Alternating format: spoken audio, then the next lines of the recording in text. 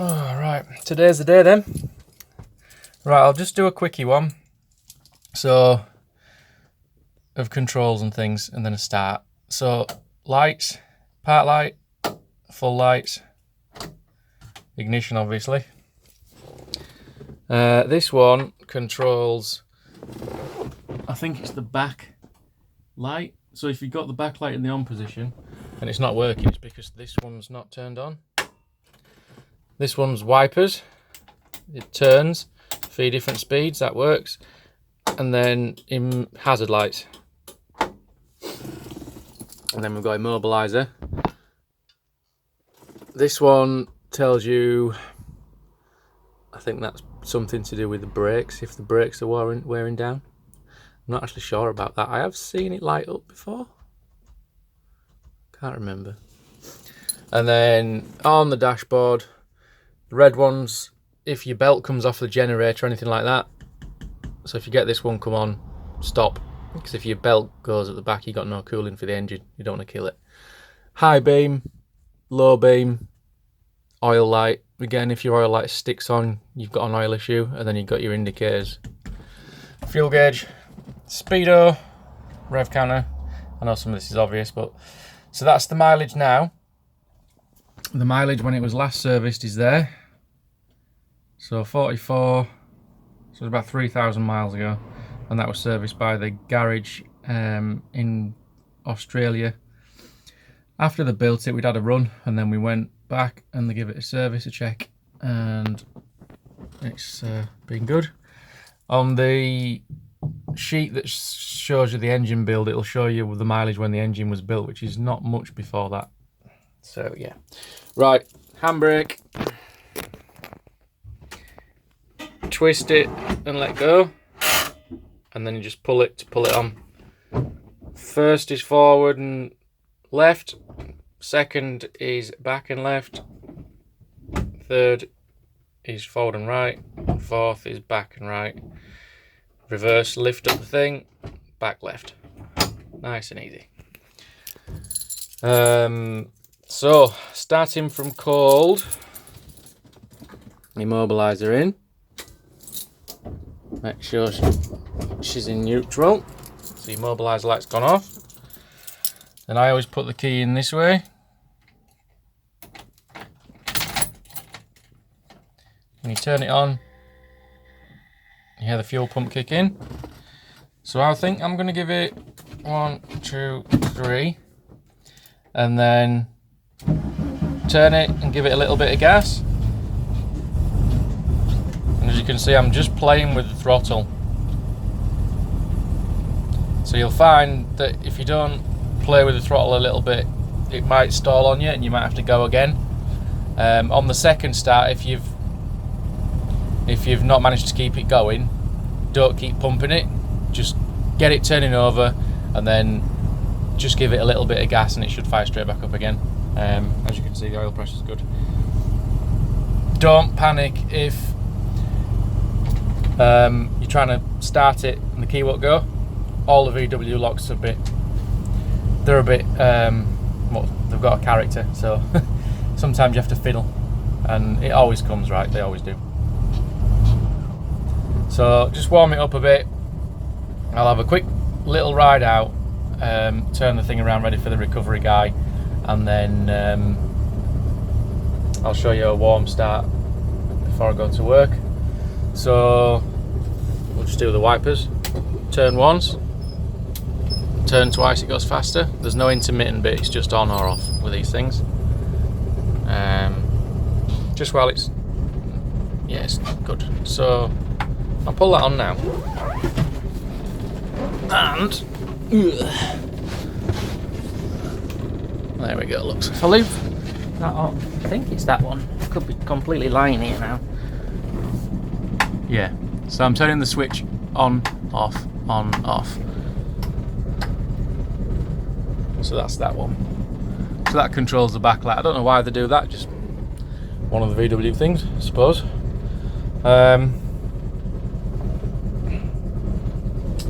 What else is there? Oh, yeah. There's a little red button under here. There you go, look. windscreen wash. Normally you pump up a little thing with a bicycle pump and it lasts about a minute. So yeah, it was just easier to do that, especially for the MOT inspection thing over in Perth. So that's that. I think that's pretty much it for controls.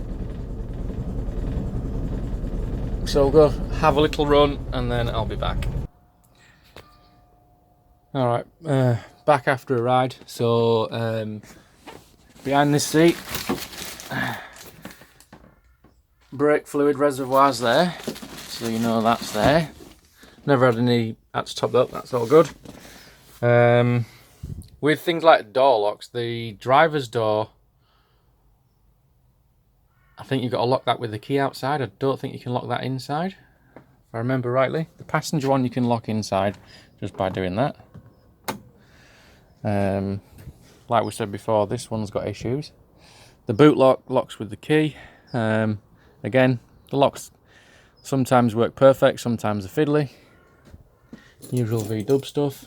That's your front interior light that's working. So the bits for the hammock, the bars are underneath the seat, which extend, and I think when you put it together, if you put the hammock up, I think if you put the small bar in first, the small end, the back, when you put the bars together, there's a small end on one side and a big end on the other. Put the small end in first, I think, and then the big end in the other side. I think it goes in easier. If you do it the other way around, you'll know it's harder to get together, if you use it. Curtains there, they've got magnets in. Just check every now and again, because they're really powerful magnets that you might have to just sew up where the magnets go when you pull them down. This is the hammock. Obviously there's a fan there, and underneath this is that fly screen that fits in the back for the back door. So if you wanted to leave the back door open and have no flies coming in, that was them press stud screw things that I never decided to drill in.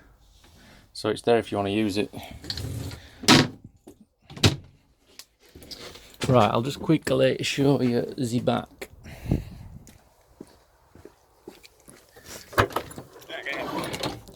So, split charge system for the battery. Shouldn't have to do anything with that, that'll do its own thing.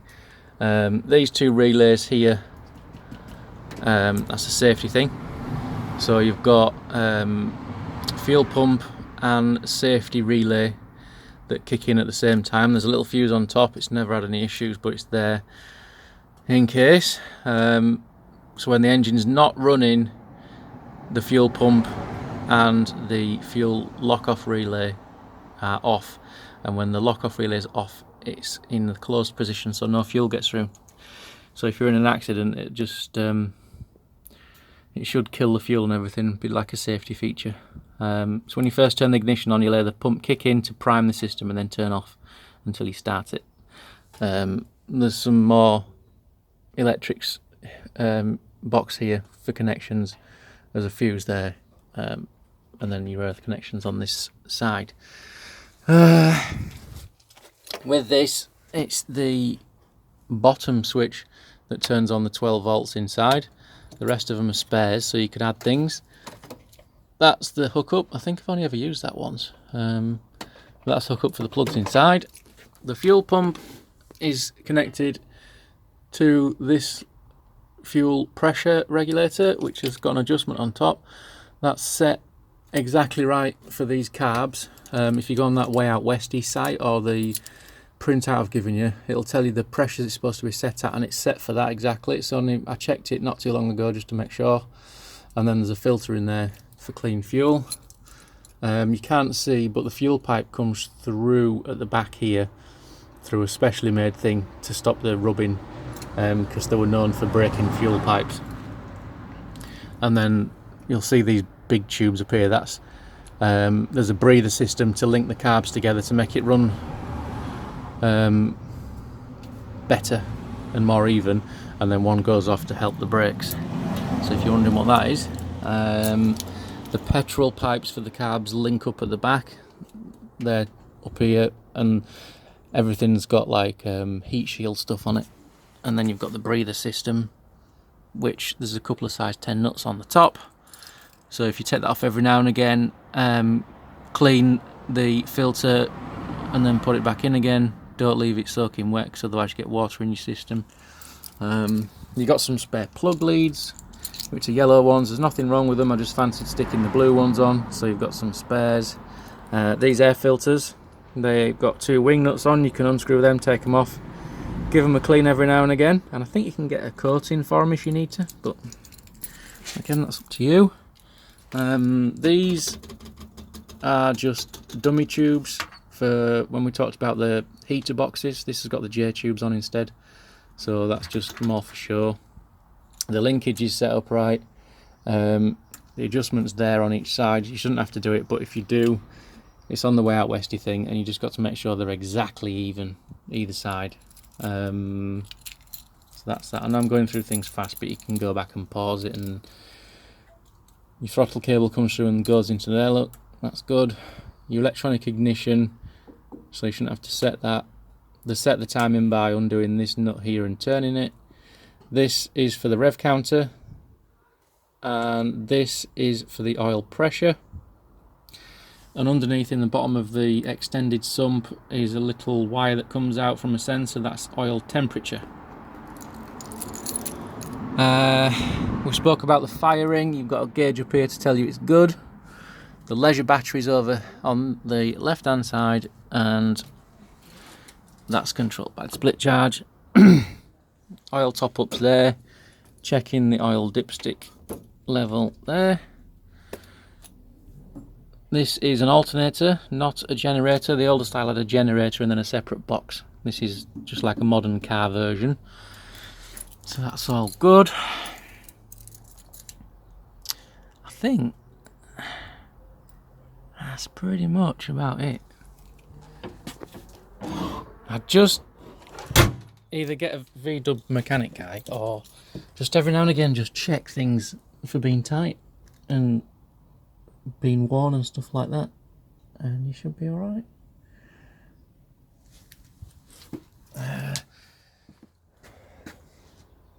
Yeah, that's good. Alright. She's all yours. Enjoy. Hopefully she gives you lots of fun and not too much headache. I had plenty of headache in the beginning figuring things out.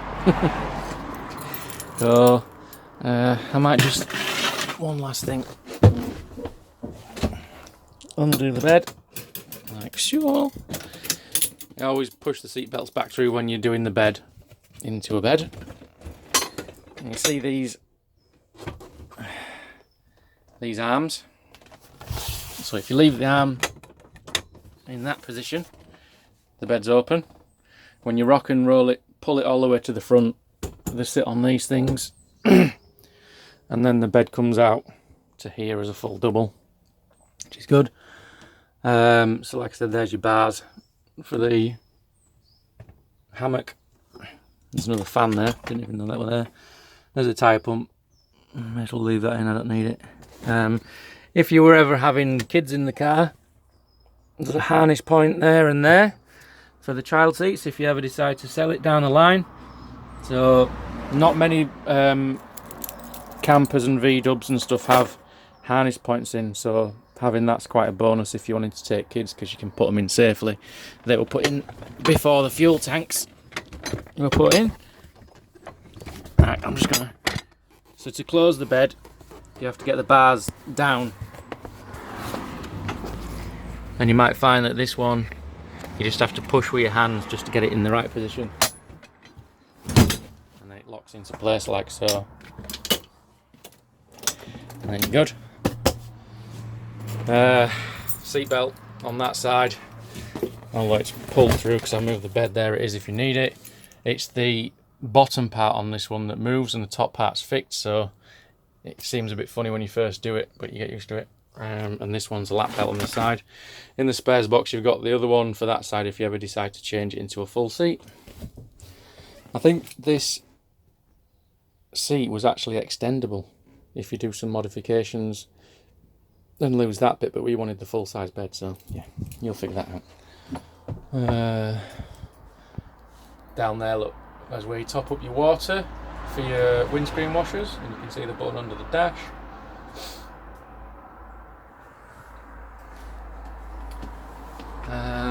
Petrol, I suppose. Other side. Easy, open the flap, and you'll see it twists on and twists off in a particular way, but I never really put a full tank in it. I always put like 20-30 quid in it max. Don't know why, I've just always done that. I never like to fill these things up because I don't know, just don't do it. It's just what I got told, so I always went by it from the information I got over there. Yeah, I don't think there's a reverse light on these things. Looking at it, I wonder, because it doesn't have one, I don't think you need it. But if it does need one, if you do decide to MOT, you can just put a little square one underneath it, like I did on the back of the RAV, because we imported this as well because we'd paid for it. I had to add a fog light to this one for the MOT down there, look, so you could do the same kind of thing if you did need a reverse light, but I don't think you'll need one if you do MOT it, because it's historic and it doesn't have one on the van. It's only if it shows signs of it there and it's not working. Yep. Alright, I'll forward you on all the emails, and then you can see the history and get in touch with anyone about anything if you've got any questions. And happy V-dubbing. Cheers, pal, bye.